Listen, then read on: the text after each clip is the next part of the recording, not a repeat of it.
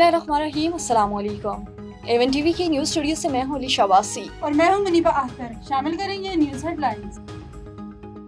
पाक भारत जंग में 5 तैयारे गिरे, भारतीय तैयारियों की तस्दीक कर दी गई। सूरत हाल इंतहाई खराब होती जा रही थी, दोनों ममालिक एक दूसरे पर हमले कर रहे थे, एटमी जंग का खतरा था, मैंने जंग रुकवाई, डोनाल्ड ट्रंप का खिताब।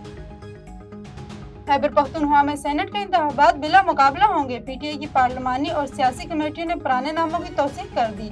जनरल नशिस्त पर मुराद सईद, फैसल जावेद, मिर्जा अफरीदी, नूरुल हक शामिल। खवातीन की नशिस्त पर रुबीना नाज उम्मीदवार होंगी। टेक्नोक्रेट नशिस्त पर आजम खान सवाती का नाम शामिल। तमाम मुकर्रिर उम्मीदवार रिटायर हो जाएंगे।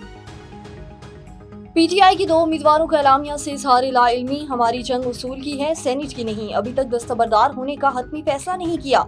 हुर्रम और इरफान की गुफ्तगू, पीटीआई सियासी कमेटी इजलास की अंदरूनी कहानी का हिस्सा हो गया।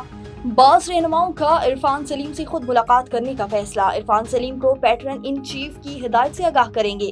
इरफान सलीम को सूबाई काबीना का हिस्सा बनाने की सिफारिश, अगले सेनेट इलेक्शन में टिकट लाजमी लेने की सिफारिश। एक ही रोज स्नूकर करके 2 आलमी टाइटल पाकिस्तान के नाम। मोहम्मद आसिफ ने वर्ल्ड मास्टर स्नूकर चैंपियनशिप जीत ली।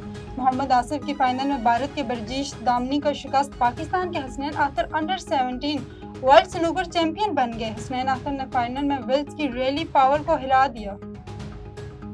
और भारत को दूसरे महाज पर भी इबरतनाक शिकस्त, Asian under 16 volleyball Pakistan final में पहुंच गया। फैसला कुल मार्के में आज ईरान से टकरा होगा।